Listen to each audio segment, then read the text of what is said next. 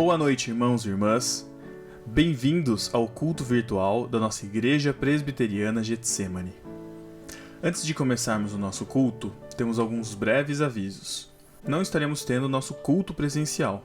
Estaremos aqui todo domingo às 7 horas da noite com nosso culto virtual aqui no YouTube. As reuniões de oração também estão em suspenso, no entanto continuamos com a nossa escola dominical. Todo domingo, às 9h30 da manhã, nos reunimos com os adultos e adolescentes através do Zoom. E também temos a nossa escola bíblica infantil, que também acontece às 9h30 da manhã no nosso YouTube. Se você deseja contribuir com dízimos e ofertas, os dados bancários da igreja estarão aparecendo aqui na tela e também estarão na descrição do vídeo, onde você pode encontrar outras informações sobre a nossa igreja. Inscreva-se no nosso canal do YouTube, curta e compartilhe nossos vídeos. Vamos então agora cultuar ao nome do nosso Senhor.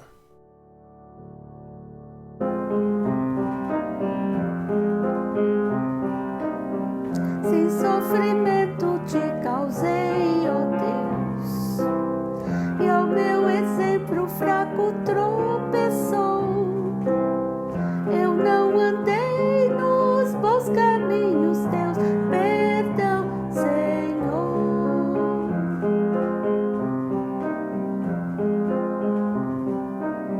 Sim, vão e fútil foi o meu falar, e amor ao meu irmão não demonstrei. Ao sofredor eu não quis ajudar, perdão, Senhor.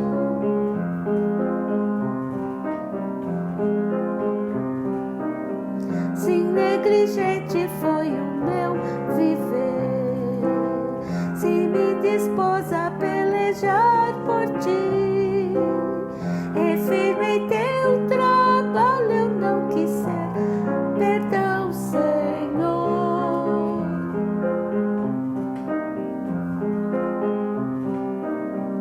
Escuta, ó Deus, a minha oração e vem livrar-me do pecado vil. Renova este pobre coração, amém, Senhor.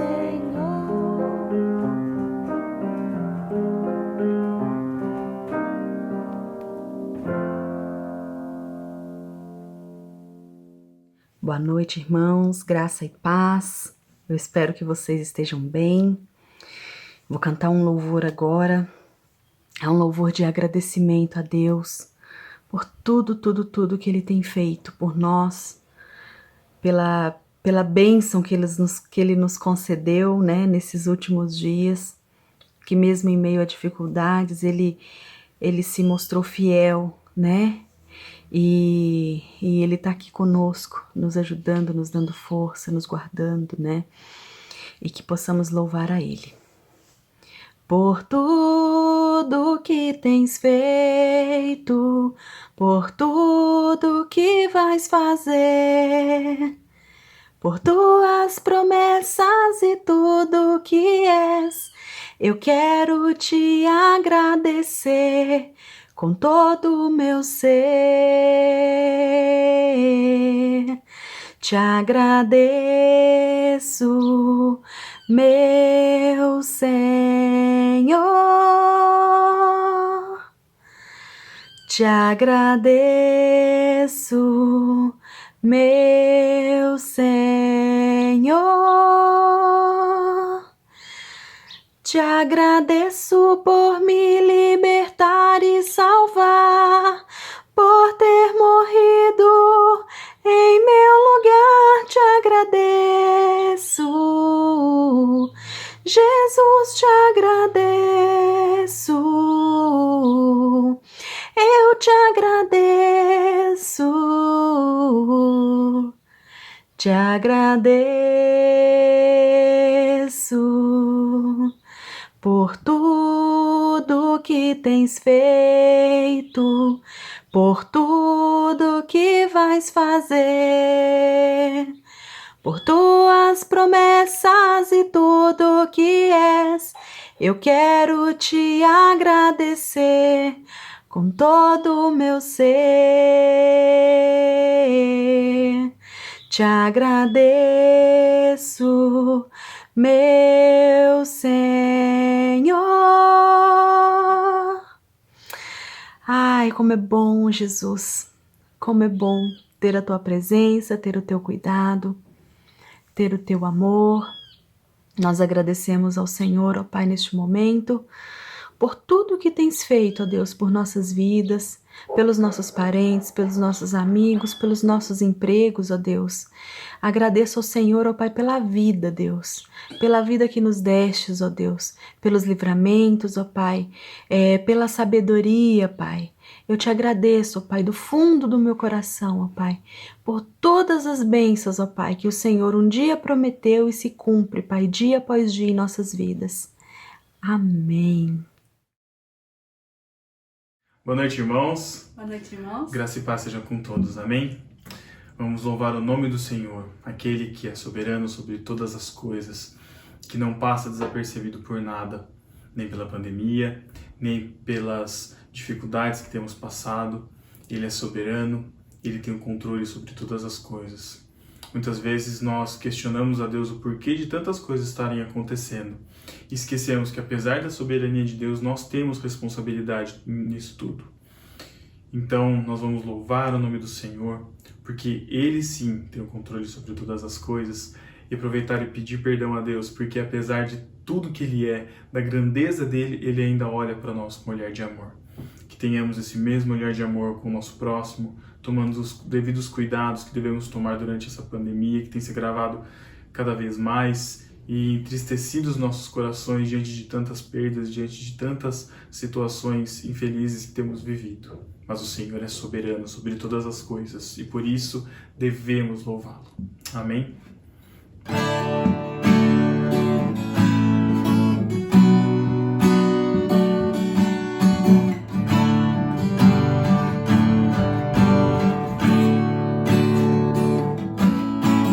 Tu és soberano sobre a terra, sobre os céus, tu és Senhor absoluto. Tudo que existe acontece, tu sabes muito bem, tu és tremendo. E apesar desta glória que tem, tu te importas comigo também. E esse amor tão grande eleva-me, amarra-me a ti. Tu és soberano sobre a terra, sobre os céus, tu és Senhor absoluto. Tudo que existe acontece, tu sabes muito bem, tu és tremendo. E apesar desta glória que tens, tu te importas comigo também. E esse amor tão grande eleva-me, amarra-me a ti. Tu és tremendo. Tu és tremendo. Tu és tremendo. Através da soberania do nosso Deus, Ele deu o seu Filho para morrer em nosso lugar. Através do tão grande poder, Ele se esvaziou e se fez carne e habitou entre nós. Quanto amor que Ele desprendeu por nós, quanta dor Ele sofreu por nós. E essa é a razão de estarmos aqui hoje, através do amor de Deus, através da dor que o seu Filho sofreu na cruz, em nosso lugar. Foi para que estivéssemos aqui. Louvemos o nome do Senhor, diante de tanto amor, da grandeza que Ele tem derramado por nós.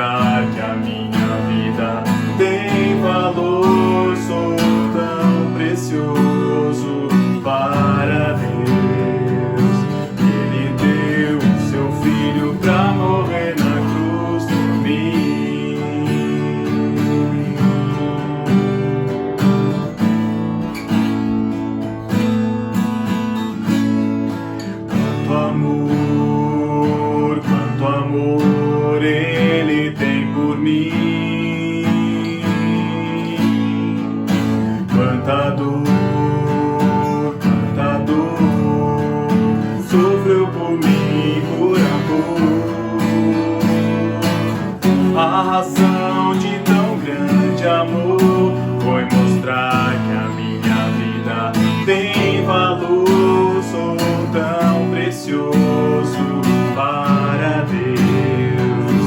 Ele deu o seu filho pra morrer na cruz por mim. Ó Deus, te louvo pelo teu amor. Tu mudaste o meu interior e agora eu quero viver pra transmitir este amor que vem de ti. Ó Deus, te louvo pelo teu amor. Tu mudaste o meu interior e agora eu quero viver pra transmitir este amor que vem de ti. Ó Deus, te louvo pelo teu amor. Tu mudaste o meu interior e agora eu quero viver pra transmitir esse amor que vem de ti.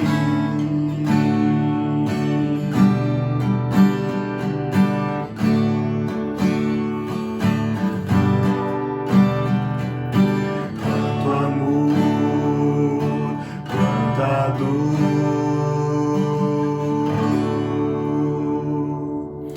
Ó Senhor, nós te agradecemos, ó Deus, porque o Senhor é soberano e governa sobre nossas vidas acima de quaisquer circunstâncias, ó Deus. Sabemos que nós temos, ó Deus, responsabilidade naquilo que fazemos e colhemos aquilo que semeamos, Senhor. E nós te agradecemos que, por conta do que semeamos, nós semeamos o fruto do pecado, Pai. A morte, o salário do pecado. E o Senhor deu o teu Filho na cruz, derramando amor e graça e sentindo a nossa dor para que pudéssemos ter comunhão de volta com o Senhor. Nós te agradecemos e queremos te ofertar de volta este amor, ó Deus. Queremos engrandecer o teu nome, louvar-te, Deus, e adorar-te e te agradecer por esse amor. Queremos entregar as nossas vidas diante do teu altar como oferta de amor, Senhor, para honra e glória do teu nome.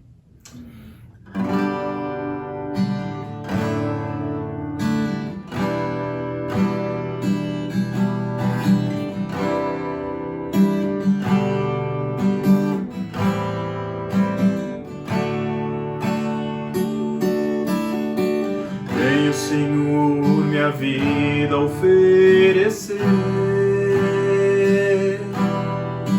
como oferta de amor e sacrifício. Quero minha vida a te entregar como oferta viva em teu altar. Venho, Senhor, minha vida oferecer como oferta de amor e sacrifício. Quero minha vida a te entregar como oferta viva em teu altar. Pois pra te adorar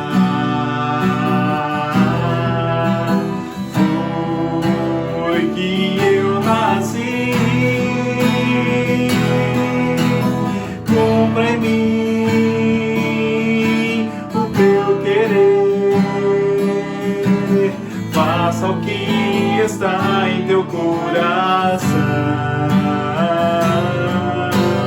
e que a cada dia eu queira mais e mais estar ao teu lado, Senhor.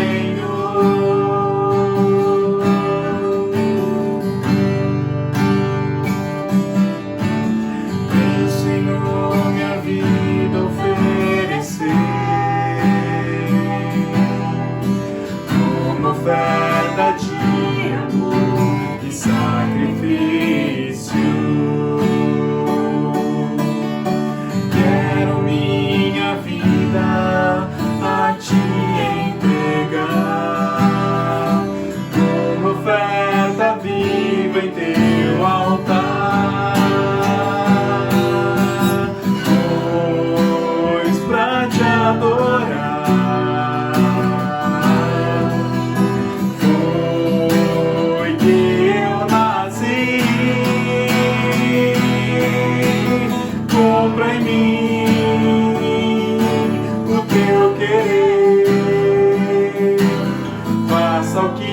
está em teu coração, e que a cada dia eu queira mais e mais estar ao teu lado, Senhor. Pois pra te adorar foi que eu nasci. Cumpra em mim o teu querer. Faça o que está em teu coração, e que a cada dia eu queira mais e mais estar ao teu lado, estar ao teu lado, estar ao teu lado, Senhor.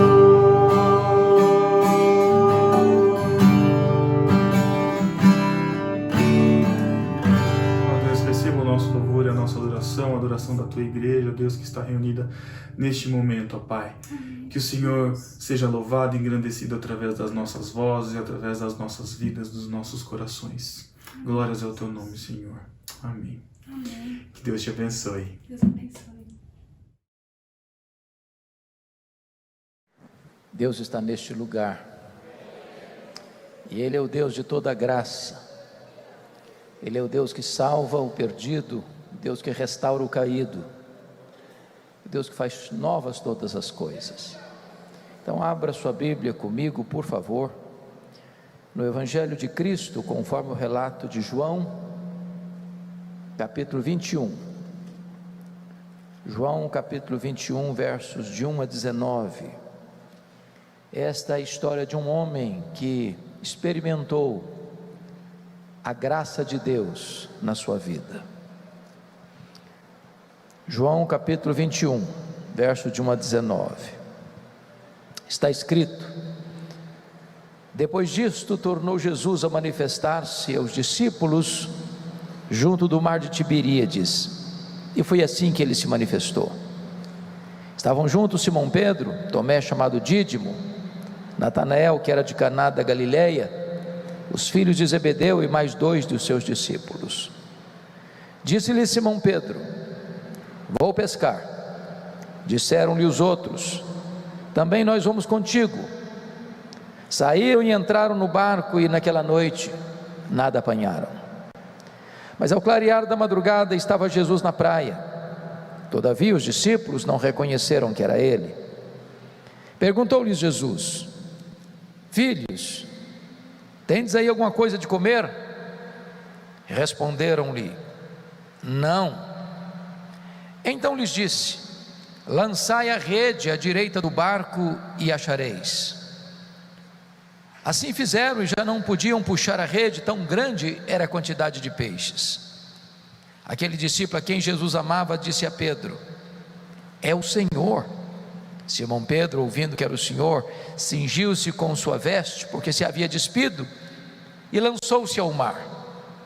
Mas os outros discípulos vieram no barquinho, puxando a rede com os peixes, porque não estavam distantes da terra, senão quase 200 côvados, aproximadamente 100 metros. Ao saltarem em terra, viram ali umas brasas, e em cima peixes, havia também pão. Disse-lhes Jesus: trazei alguns dos peixes que acabastes de apanhar. Simão Pedro entrou no barco e arrastou a rede para a terra, cheia de 153 grandes peixes.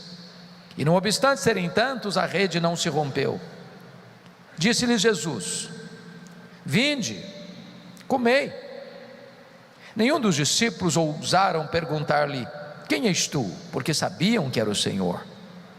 Veio Jesus, tomou o pão e lhes deu, e de igual modo o peixe. E já era esta a terceira vez que Jesus se manifestava aos discípulos, depois de ressuscitado dentre os mortos.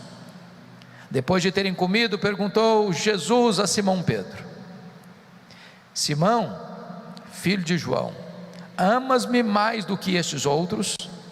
Ele respondeu: sim, Senhor, tu sabes que te amo. ele lhe disse: apacenta os meus cordeiros. Tornou a perguntar-lhe pela segunda vez: Simão, filho de João, tu me amas? Ele lhe respondeu: sim, Senhor, tu sabes que te amo. Disse-lhe Jesus: pastoreia as minhas ovelhas. Pela terceira vez Jesus lhe perguntou: Simão, filho de João, tu me amas? Pedro entristeceu-se por ele lhe ter dito pela terceira vez: tu me amas?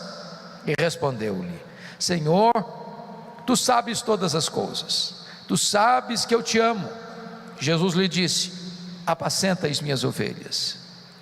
Em verdade te digo que quando eras mais moço, tu te cingias a ti mesmo e andavas por onde querias. Quando porém fores velho, estenderás as mãos, e outro te cingirá e te levará para onde não queres.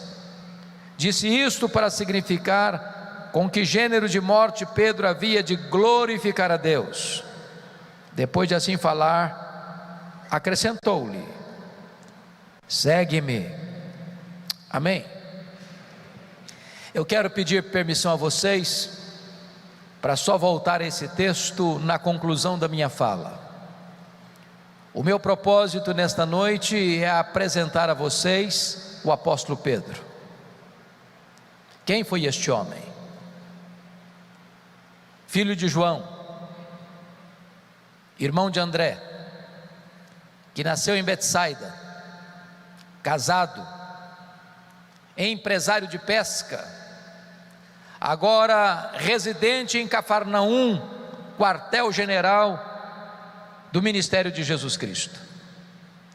Quem foi este homem que foi chamado por Cristo, tornou-se discípulo, mais tarde apóstolo, e o líder deles, tanto antes da sua queda como depois da sua restauração? Quem foi este homem que, revestido com o poder de Deus, pregava e os corações se derretiam, orava pelos enfermos e eles eram curados, anunciava a palavra de Deus e a porta do evangelho abriu-se para os judeus e gentios? Quem é este homem? Este homem é símbolo da humanidade, símbolo da nossa fraqueza, da nossa inconstância, da nossa vulnerabilidade. Pedro é este homem cheio de contrastes, cheio de conflitos, cheio de tensões, um homem capaz de fazer uma afirmação de fé robusta: tu és o Cristo, o Filho do Deus vivo, para em seguida ser usado por Satanás e tentar afastar Jesus da cruz. Capaz de uma fé robusta, a ponto de andar sobre as águas, por ordem de Jesus, para em seguida olhar para a circunstância e naufragar nas ondas revoltas da incredulidade. Capaz de dizer para Jesus: ainda que todos te abandonem, eu jamais, por ti darei minha vida, estou pronto a ir contigo para a prisão e para a morte, para em seguida, covardemente, negar Jesus 3 vezes. Quem é este homem? Este homem está aqui nesta noite. Este homem mora debaixo da nossa pele. O sangue deste homem corre em nossas veias. O coração deste homem bate em nosso peito. Nós temos o DNA deste homem. Nós somos Pedro. E o que Jesus fez na vida dele, Ele pode fazer na minha, na sua, na nossa vida nesta noite. Um dos primeiros episódios na vida de Pedro em relação a Jesus acontece em Lucas 5. Diz a Bíblia que Jesus estava ensinando às margens do mar da Galileia, também chamado de Lago de Genezaré, ou Mar de Tiberíades, um lago de águas doces de 21 quilômetros de comprimento por 14 de largura. incrustado lá na região da Galileia, cercado pelo lado oriental pelas montanhas de Golã, do lado ocidental pelas montanhas da Galileia, a 220 metros abaixo do nível do mar Mediterrâneo. E Jesus ensinava ali a multidão.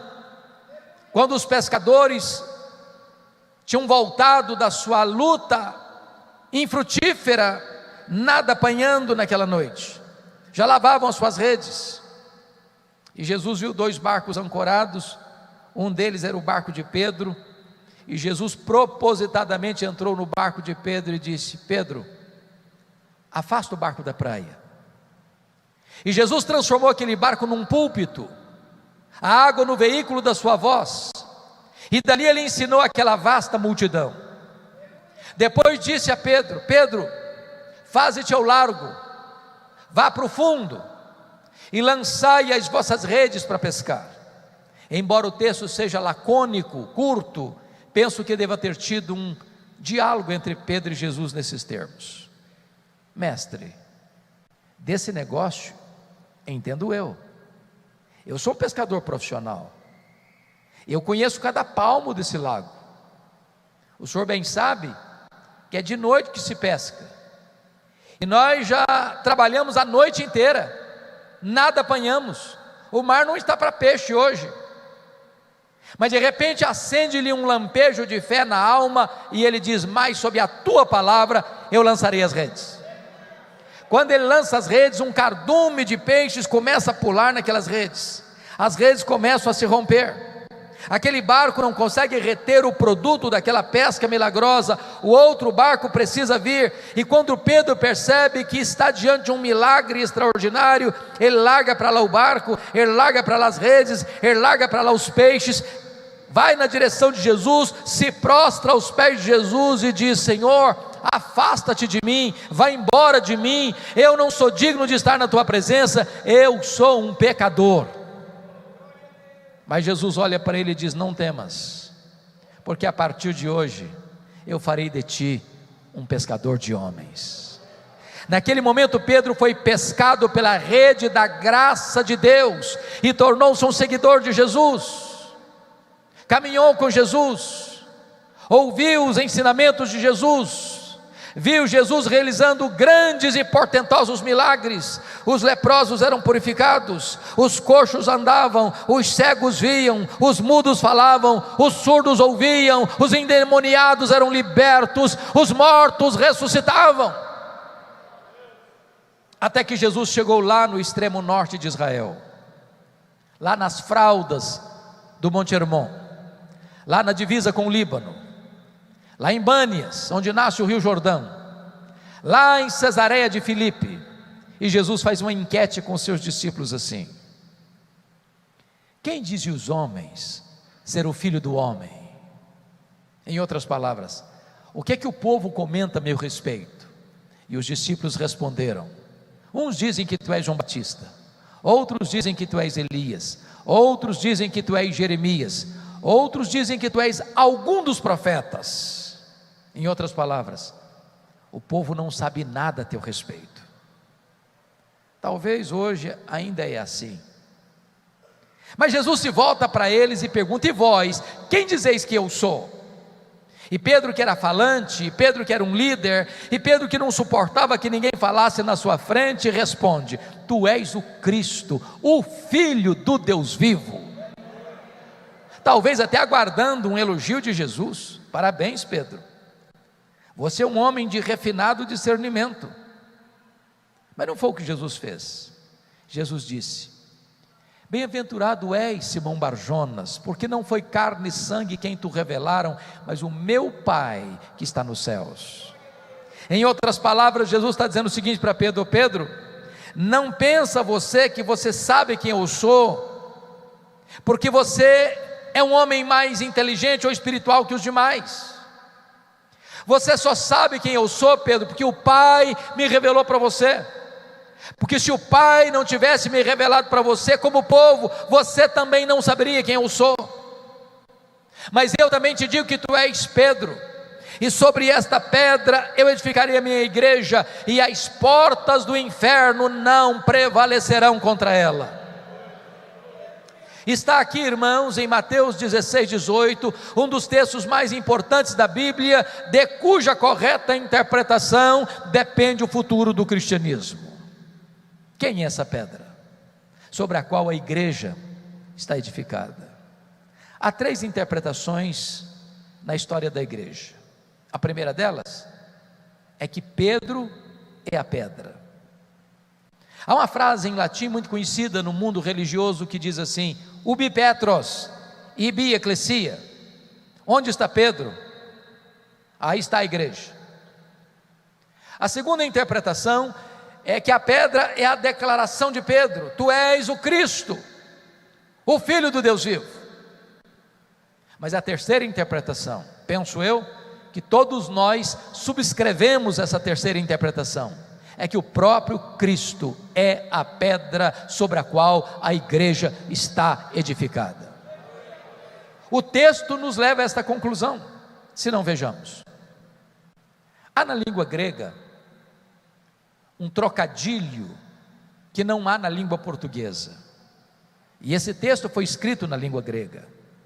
A palavra Pedro no grego é Petros, e Petros é fragmento de pedra. A palavra pedra no grego é Petra, e Petra é rocha, inabalável. Metáfora essa usada apenas para descrever Deus na Bíblia. Então o que Jesus Cristo disse foi o seguinte: eu também te digo que tu és Petros, fragmento de pedra, mas sobre esta pedra, sobre esta rocha que sou eu edificarei a minha igreja. O pronome demonstrativo também nos ajuda. Qualquer pessoa que tem uma pequena noção da língua portuguesa, ou do inglês, ou do grego, sabe a diferença entre esta e essa. Por exemplo, eu estou com esta Bíblia na mão, e eu digo esta Bíblia. Mas se eu coloco a Bíblia e me afasto do púlpito, eu digo essa Bíblia. Se Jesus tivesse a intenção de dizer que Pedro era pedra, ele teria dito: eu também te digo que tu és Petros, e sobre essa pedra, sobre esta pedra, sobre essa pedra, eu edificarei a minha igreja. Mas não foi o que ele disse. Ele disse assim: eu também te digo que tu és Petros, e sobre esta pedra, sobre esta rocha, eu edificarei a minha igreja. De tal maneira que Jesus está ensinando 4 verdades aqui. Primeiro, Ele é a pedra fundamental da igreja. Ele é o fundamento da igreja. Ninguém pode lançar outro fundamento, além daquele que já foi posto, o qual é Cristo Jesus, diz o apóstolo Paulo. E o próprio Pedro, pregando em Jerusalém, disse que Jesus é a pedra de esquina, a pedra fundamental da igreja. Segundo, Jesus é o dono da igreja. Ele diz: edificarei a minha igreja. A igreja não é sua, a igreja não é minha, a igreja não é nossa, a igreja é de Jesus, e Ele a comprou com o seu próprio sangue, e Ele nunca passou uma procuração para nós dizendo: agora Ele é sua, faça dela o que você quiser. Terceiro, Jesus é o edificador da igreja. Ele diz: eu edificarei a minha igreja. Quem edifica a igreja não é você, quem edifica a igreja não sou eu, quem edifica a igreja não somos nós, quem edifica a igreja é o próprio Jesus. Quarto lugar, ele diz: Ele é o protetor da igreja, e as portas do inferno não prevalecerão contra ela. Não tem perseguição, não tem fornalha, não tem martírio, não tem pobreza, não tem qualquer força, nem na terra, nem no inferno, capaz de destruir a igreja do Deus vivo. Ela é indestrutível, porque Jesus é o seu protetor.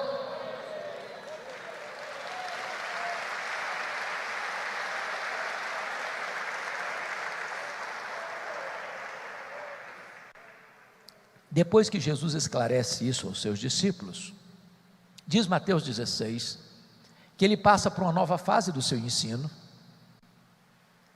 revelando a eles que era necessário que ele subisse para Jerusalém, sofresse muitas coisas nas mãos dos anciãos, dos escribas e dos fariseus, para ser morto e ressuscitar ao terceiro dia. Quando Pedro escutou isto, depois de ter afirmado que Jesus era o Cristo, o Filho de Deus, Pedro chama Jesus à parte e diz: vem cá, Jesus, vem cá. E diz a Bíblia que Pedro passa a reprovar Jesus, a repreender Jesus, dizendo assim: tem compaixão de ti, isso de modo algum pode te acontecer, larga a mão dessas ideias doentias, soturnas, pensa em vida. E Jesus Cristo olha para ele e diz: arreda, Satanás, és para mim causa de tropeço, não cogitas das coisas de Deus, apenas das coisas dos homens. Pensem comigo, se Pedro fosse a pedra fundamental sobre a qual a igreja estaria edificada sobre areia movediça. Mas bendito seja Deus, a igreja está edificada sobre uma rocha que não se abala. Mas vamos entender o que Jesus não disse. Ele não disse que Pedro é Satanás, nem Jesus disse que Pedro está endemoniado, nem Jesus mandou Pedro arredar. Jesus mandou Satanás arredar. Que Satanás? Aquele mesmo que fora derrotado lá no monte, está de volta, com outras armas, com outras estratégias, querendo instrumentalizar Pedro para afastar Jesus da cruz. Esse Satanás, Jesus diz: arreda, Pedro fica, Pedro é meu discípulo, em Pedro eu vou continuar investindo. Sabem por quê? Porque a graça de Deus é maior que o nosso pecado. Apesar da nossa crise, apesar da nossa fraqueza, apesar dos nossos deslizes, Jesus não abre mão da nossa vida, Ele não desiste de nós. Jesus marcha para Jerusalém, e quando ele está entrando em Jerusalém, as multidões cantam: Hosana, Hosana, bendito que vem em nome do Senhor. E quando ele desce o Monte das Oliveiras, atravessa o Vale do Cedron, está mergulhando lá no sopé do Monte Moriá, onde está o templo, onde está a entrada da cidade, diz a Bíblia que Jesus chora convulsivamente. O povo canta, Jesus chora. Chora por quê? Chora porque Jesus percebe que Jerusalém não aproveitou o tempo da sua visitação. Chora porque Jesus sabe que aquela era a cidade que matava os profetas e haveria de crucificá-lo. Chora porque Jesus vê profeticamente aquela cidade sendo esmagada pelos romanos e os judeus sendo dispersos pelo mundo. Depois que Jesus entra, ele diz para Pedro e João assim: vocês vão preparar para mim um lugar para que eu possa comer a Páscoa com vocês. Preparar o cenáculo. Imagine comigo a cena: a mesa posta, o cordeiro assado, os pães sem fermento, as ervas amargas, o vinho. E de repente, quando todos estavam à mesa, entre os discípulos rolou a seguinte conversa: quem de nós tem primazia? Quem de nós é o maior? Quem de nós vai ocupar uma posição mais alta no reino? Quem de nós tem mais prestígio? E quando Jesus, que estava mergulhado na sombra da cruz, percebe que eles estão antenados no outro canal, Jesus se levanta da mesa, os choca não com palavras, mas com atitudes, e começa a lavar os pés dos discípulos, até que chega na frente de Pedro. Eu imagino Pedro assustado, perplexo, e diz a Bíblia que Pedro então olha para Jesus e pergunta: tu lavarás os pés a mim? E Jesus olha firmemente para ele e diz: o que eu faço agora, tu não entendes, entendê-lo-ás depois. Aí o Pedro radicalizou e disse: não, os meus pés tu não vais lavar, eu não vou permitir que tu te humilhes a esse ponto, nunca me lavarás os pés, não, a mim não, eu não vou aceitar isso. E Jesus olha para ele e diz: se eu não te lavar os pés, tu não tens parte comigo. Então Pedro disse: então, Senhor, já que é assim, o Senhor pode lavar os pés, o Senhor pode lavar as mãos, o Senhor pode lavar a cabeça, o Senhor pode até me dar um banho completo. Aí Jesus: não, Pedro, agora é você que não está entendendo. Todos vocês já estão limpos, exceto um, Judas Iscariotes. O que Jesus quis dizer com isso? Todos vocês já estão limpos, só é necessário lavar os pés. O que Jesus está dizendo é o seguinte: Pedro, você já passou pelo lavar regenerador do Espírito Santo. E este lavar, Pedro, só acontece uma única vez na vida e nunca mais precisa se repetir. Mas todos aqueles que já foram regenerados precisam constantemente passar pelo lavar santificador do Espírito Santo. Ali Jesus falou para eles do céu, da casa do Pai. Ali Jesus falou para eles da sua segunda vinda. Ali Jesus falou para eles do derramamento do Espírito. Ali Jesus falou para eles do seu consolo e da sua paz. Ali Jesus orou por eles. Ali Jesus instituiu a ceia. Ali Jesus cantou o hino. E dali Jesus desceu para ir para o Monte das Oliveiras, para o jardim do Getsêmani. Quando Jesus está descendo, ele diz para os seus discípulos assim: nesta noite todos vós vos escandalizareis comigo, como está escrito: ferirei o pastor e as ovelhas ficarão dispersas. Aí Jesus se encosta em Pedro e diz assim: Pedro, Satanás os requereu para peneirardes como trigo, mas eu roguei por ti para que a tua fé não desfaleça. Quando te voltares para mim, fortalece os teus irmãos. Eu acho que Pedro deu uma raspada na garganta e disse: Senhor, eu sei o que está acontecendo, eu sei que o clima está pesado, eu sei que nos bastidores tramam a tua prisão e a tua morte, eu acho que até os meus colegas não vão aguentar essa pressão, mas deixa eu dizer uma coisa para o Senhor: ainda que todos te abandonem, eu jamais. Eu sou um homem batuta, a corda não rói do meu lado, esteja certo disso. Eu estou pronto a ir contigo para a prisão e para a morte, por ti darei a minha vida. E diz a Bíblia que Jesus olha para ele e diz: pois em verdade te digo que nesta mesma noite, antes que o galo cante, tu me negarás 3 vezes. Pedro calou-se. Dirigiram-se ao Monte das Oliveiras. Lá tinha uma imprensa de azeite, o jardim do Getsêmani. Jesus deixa 8 dos seus discípulos para trás, porque Judas não está mais entre eles. Pega Pedro, Tiago e João e diz: vocês vêm comigo. Quando Jesus ficou sozinho com os 3, ele abre o coração para eles e diz assim: a minha alma está profundamente triste até a morte, ficai comigo, vigiai comigo. Diz a Bíblia que Jesus, o Criador do universo, prostra-se com o rosto no chão. E diz Hebreus 5,7 que ele oferece forte clamor e lágrimas àquele que podia livrá-lo da morte. E ele ora, e ele chora, e ele ora, e ele chora, e ele diz: Pai, se possível, passe de mim este cálice sem que eu beba, se não, seja feita a tua vontade. A grande pergunta é: que cálice era esse? Será que era certeza que ele seria preso naquela noite? Será que era certeza que os seus discípulos o abandonariam naquela noite? Será que era certeza que ele seria cuspido e esbordoado no sinédrio naquela noite?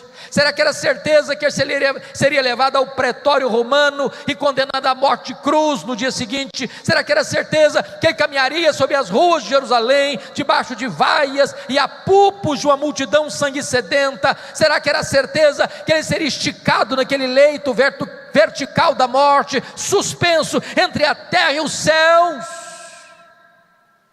E a resposta é 1000 vezes não.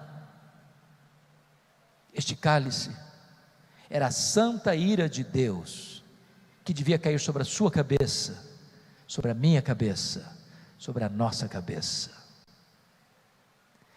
Este cálice era a consciência de que ele, sendo amado do Pai, gritaria daquela cruz: Deus meu, por que me desamparaste?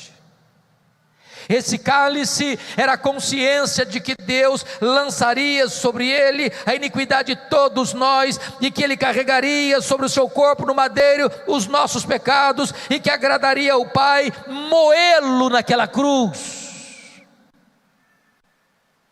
Quando ele se levanta dos seus joelhos, vai encontrar os discípulos, eles estão dormindo, e Jesus não acorda os três não, só acorda Pedro. Dá uma balançada nele, diz: Pedro, nem uma hora pudeste vigiar comigo? Vigiai e orai para que não entreis em tentação. O espírito está pronto, mas a carne é fraca. Jesus volta para a segunda hora de oração, e diz a Bíblia que prostra o rosto no chão, e ora e chora, e ora e chora, e ora e chora, e repete as mesmas palavras. Vem um anjo do céu, diz Lucas, e o consola. Mas preste atenção, o anjo não vem para aliviar a dor de Jesus, o anjo não vem para tirar o sofrimento de Jesus, o anjo vem para equipá-lo a enfrentar a maior de todas as agonias. Prestem bem atenção, que a angústia de Jesus é travada aqui no Getsemane. É aqui que ele trava a maior batalha, uma batalha de sangrento suor, uma batalha titânica. É aqui que o inferno reúne toda a sua corja e joga em cima de Jesus todo o bafo de Satanás. É aqui que ele chora, é aqui que ele sangra, é aqui que ele luta a mais terrível batalha da história da humanidade, em disputa da sua alma. Quando ele se levanta dos seus joelhos, os discípulos estão dormindo. Quando ele volta para o terceiro período de oração, agora ele não molha apenas o chão com as suas lágrimas, ele molha o chão com o seu sangue. Mas ele vence, ele triunfa. Quando ele se levanta dos seus joelhos, não tem mais angústia, não tem mais angústia, acabou a angústia. Agora as pessoas vieram prendê-lo, ele não se esconde, ele se apresenta e pergunta: quem buscais? Respondem: a Jesus o Nazareno, pois sou eu. E caíram por terra. A partir daqui, ele é preso, ele é cuspido, lá no Sinédrio, está firme como uma rocha. A partir daqui ele é levado ao pretório romano, e é condenado à morte de cruz, e caminha para a cruz como um rei caminha para a sua coroação. A partir daqui as mulheres choram, e ele diz: por que vocês estão chorando por mim? Chorem por vocês mesmas, e por seus filhos. A partir daqui ele é pregado naquela cruz, e transforma aquele patíbulo de horror num palco para a glória de Deus, e num instrumento para a nossa salvação.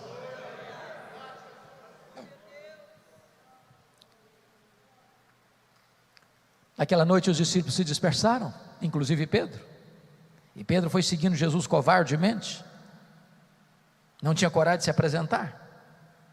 Conseguiu entrar lá na casa do sumo sacerdote, e lá tinha um pátio, e lá tinha uma fogueira, a noite estava fria.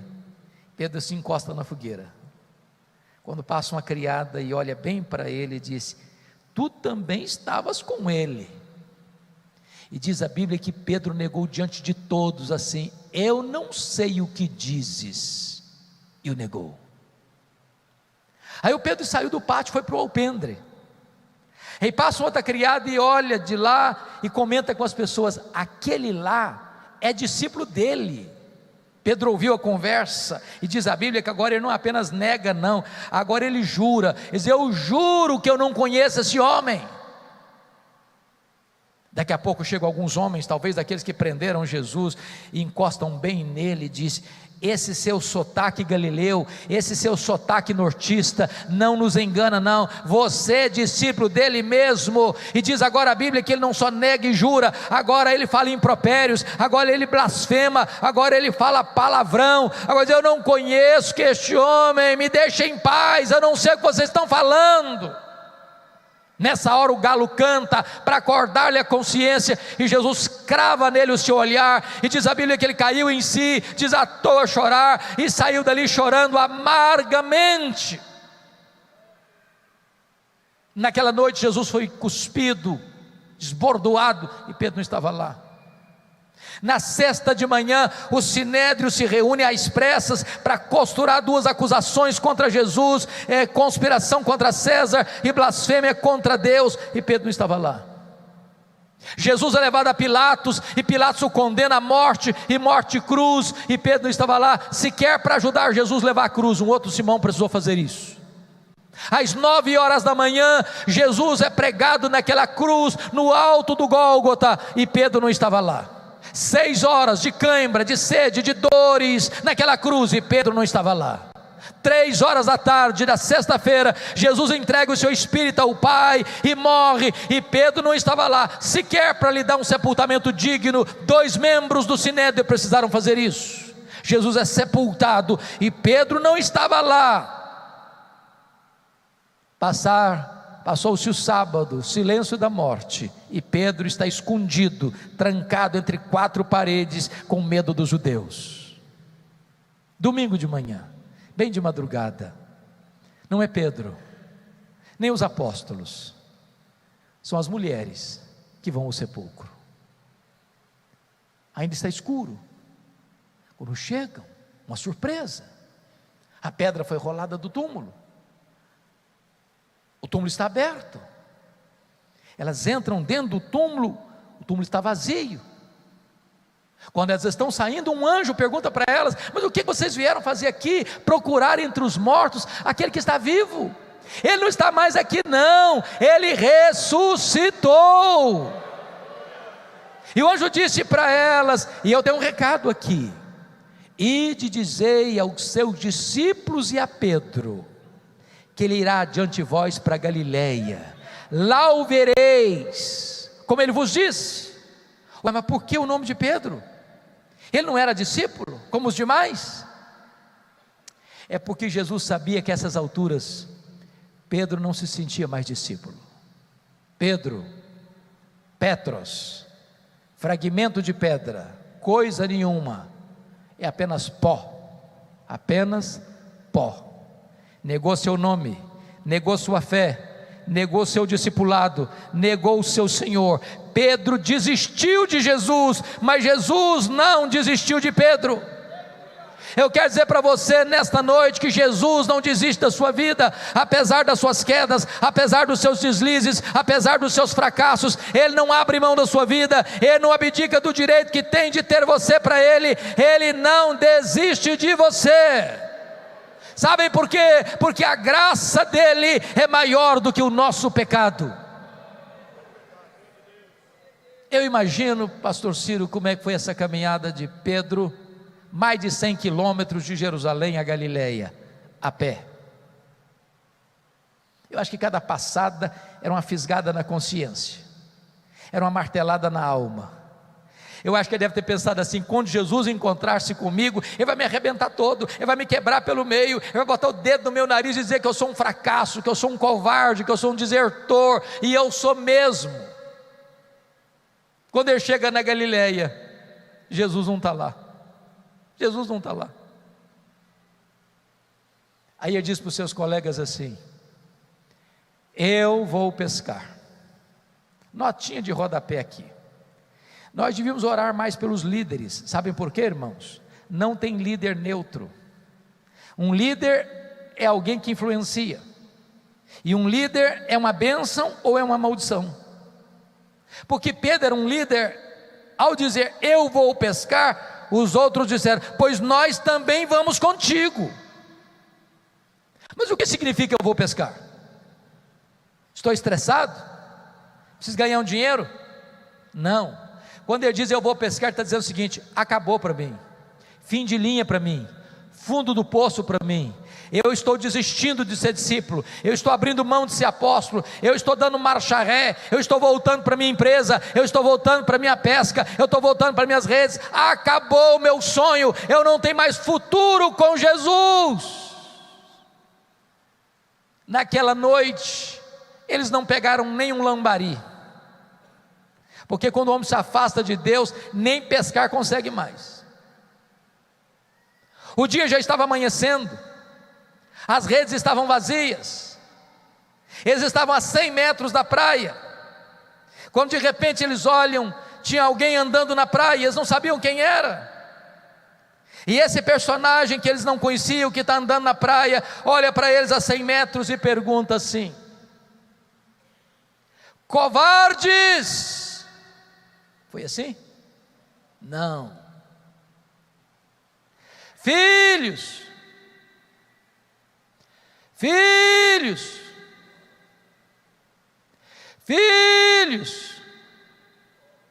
Tem nessa única palavra mais de 1 tonelada de graça, para um bando de covardes, para um bando de desertores. Ele diz: filhos.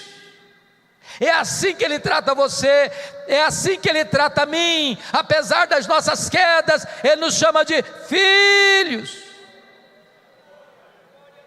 Tens aí alguma coisa de comer? É claro que ele não precisava dessa informação, ele sabia, ele está fazendo essa pergunta para acordar a consciência desses homens. Eles respondem: não. E ele diz: lançai a rede à direita do barco e achareis. Aquele a quem servimos nesta noite conhece as profundezas do mar e domina sobre os peixes do mar. E eles lançaram as redes à direita do barco, e 153 grandes peixes começaram a pular nas redes. E João, que tinha um discernimento mais apurado, disse para Pedro: é o Senhor, Pedro. Ele chegou, Pedro. E Pedro mais uma vez: larga para lá o barco, larga para lá as redes, larga para lá os peixes. Nada 100 metros, coração acelerado, pensando: ele vai me quebrar, ele vai me arrebentar todo, ele vai dizer que eu sou um covarde. Quando ele chega na praia, um susto, ele vê um braseiro com pão e com peixe. Só há 2 lugares onde aparece a palavra braseiro no Novo Testamento. Foi onde Pedro negou Jesus e onde Pedro foi restaurado por Jesus. Jesus plantou aquele braseiro ali para dizer uma coisa para Pedro: Pedro, eu coloquei esse braseiro aqui para te ensinar uma coisa, meu filho. Na mesma geografia que você caiu, eu vou levantar você. No mesmo lugar que você me negou, você vai me confessar. No mesmo lugar que você foi um derrotado, um fracassado, eu vou botar você de pé. No mesmo lugar que você caiu, eu vou restaurar a sua vida, Pedro, porque a minha graça, Pedro, é maior do que o seu pecado. Depois que Jesus os alimentou e os aqueceu, Jesus chama Pedro em particular e pergunta assim: Simão, filho de João, tu me amas mais do que esses outros? Uai, Jesus, eu não estou te entendendo. Não basta te amar igual, tem que amar mais do que os outros. Por que Jesus faz essa pergunta? Porque lá atrás Pedro havia dito assim: Senhor, ainda que todos te abandonem, eu jamais. Sabe o que Pedro tinha dito lá atrás? Senhor, eu te amo mais que os outros, eu sou mais crente do que os outros, eu sou mais fiel do que os outros, eu sou mais corajoso do que os outros, eu sou melhor do que os outros. O que Jesus está perguntando para Pedro é o seguinte: ô Pedro, você ainda pensa a mesma coisa a seu respeito? Você ainda acha mesmo que você é mais crente que os outros? Você ainda acha mesmo que você é mais fiel do que os outros? Você ainda acha mesmo que você é melhor que os outros? Você ainda mantém a mesma ideia a seu respeito, Pedro? E Pedro responde: sim, Senhor, tu sabes que eu te amo, então apacenta os meus cordeiros. Aí Jesus pergunta a segunda vez: Pedro, tu me amas? Sim, Senhor, tu sabes que eu te amo. Agora não pergunta se ama mais, só pergunta se ama. Então, pastorei as minhas ovelhas. Terceira vez: Pedro, tu me amas? Sim, Senhor, tu sabes todas as coisas, tu sabes que eu te amo. Então, Pedro, apacenta as minhas ovelhas. Por que Jesus perguntou 3 vezes? Porque 3 vezes Pedro negara.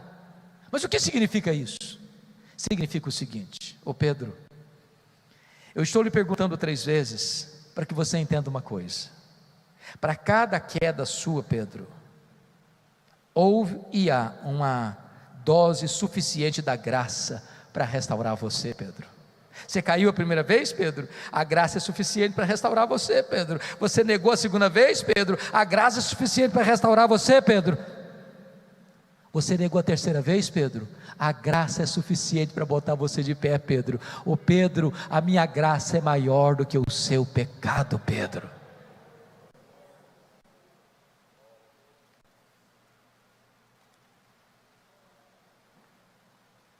Há um trocadilho aqui na língua grega que não dá para entender na língua portuguesa. Eu explico. Há dois verbos para a palavra amar, verbo amar, no grego.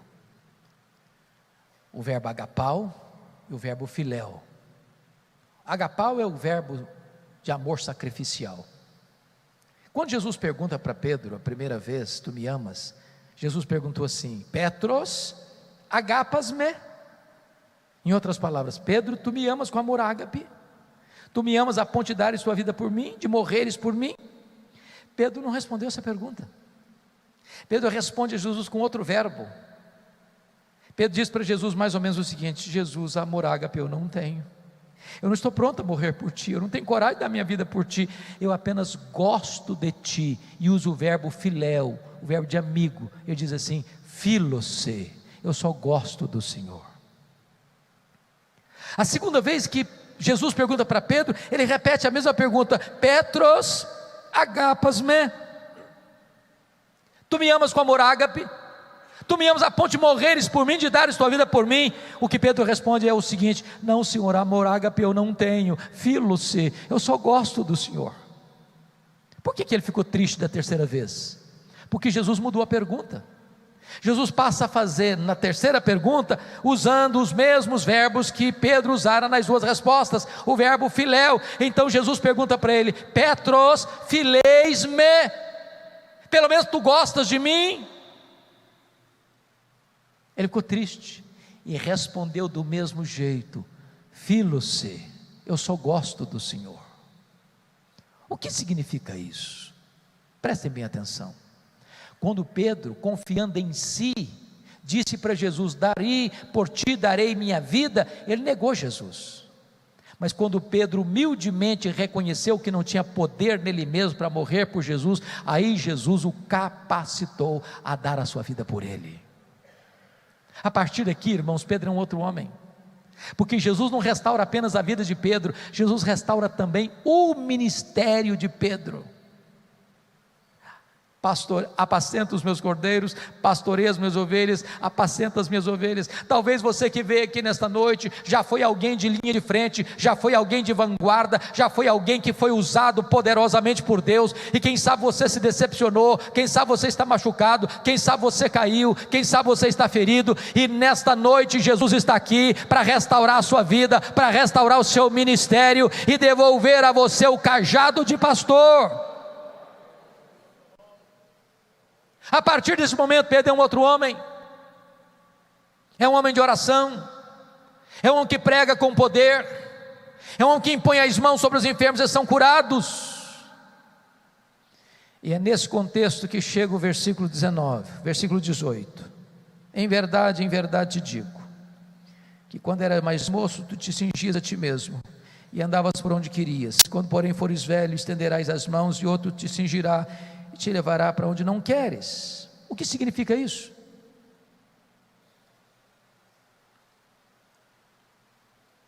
Diz o verso 19, disse isto para significar com que gênero de morte Pedro havia de glorificar a Deus. Chegou o dia 17 de julho do ano 64, o imperador Nero põe fogo em Roma, e põe a culpa do incêndio nos crentes. Os crentes foram crucificados, os crentes foram queimados vivos, os crentes foram jogados às feras, os crentes foram entregues às espadas dos gladiadores, um banho de sangue. Nesse momento, 2 líderes da igreja foram presos, 2 apóstolos foram presos, Paulo e Pedro. Paulo era um cidadão romano, tinha direitos especiais, mesmo condenado à morte, sofre uma morte rápida, ele foi degolado, a espada tosa a cabeça, não tem mais sofrimento.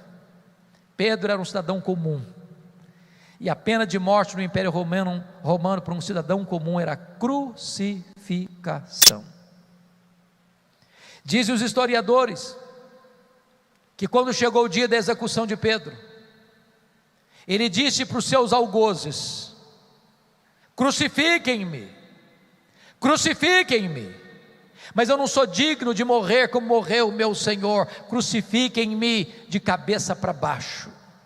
E com esse gênero de morte, ele glorificou a Deus. Sabe o que me impressiona?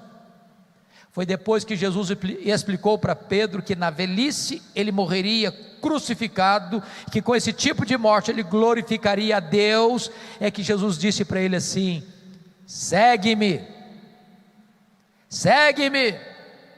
Não é segue-me para a riqueza, não é segue-me para o sucesso, não é segue-me para a fama, não é segue-me para os holofotes do mundo, é segue-me para a morte, é segue-me para a cruz, é segue-me para o martírio. Porque para um crente não importa como ele morre, importa como ele ressuscita. Mas eu quero terminar levantando uma grande questão: como é que Pedro, ou o que Pedro sentiu no corredor da morte? Qual foi a reação dele? Você e eu assistimos cenas na televisão, em países que têm pena de morte, o drama que é uma pessoa ser marcada para morrer, contagem regressiva, chega o dia e chega a hora da execução, o pânico, o medo, o pavor que isso produz. E Pedro, o que sentiu? Ele conta para nós. Abra sua Bíblia aí comigo, por favor, e eu termino. Segunda carta de Pedro, capítulo 1, versos 14 e 15, ele conta essa experiência. Ele diz assim no verso 14: certo de que estou prestes a deixar o meu tabernáculo. Ele não tem dúvida, ele está certo disso. Estou prestes a morrer, como efetivamente nosso Senhor Jesus Cristo me revelou. Está escrito lá em João 21, 18 e 19. Mas de minha parte, ele não pensa em se aposentar, ele não pensa em acusar Nero, ele não pensa em se defender, mas de minha parte, esforçar-me-ei diligentemente por fazer que a todo tempo, mesmo depois da minha partida, ou seja, mesmo depois da minha morte, conserveis lembrança de tudo. Sabe o que ele está dizendo? Eu vou morrer, mas a palavra vai continuar viva. Roma vai me matar, mas o meu ministério não vai acabar. O pregador morre, a palavra continua viva. O pregador tomba, a palavra de Deus prossegue. O pregador cessa a sua voz, a palavra de Deus continua ecoando.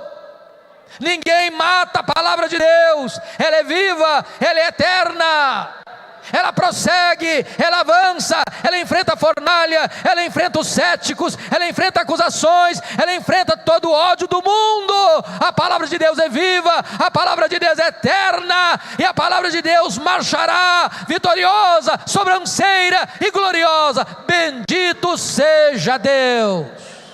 Esta é a maravilhosa graça do nosso Deus. A Ele a honra, a Ele a glória, a Ele o louvor, agora e pelos séculos eternos. Aleluia. Amém. Maravilhosa graça, amor que não tem fim, tomou o meu lugar, a minha cruz levou e deu a sua vida para me libertar.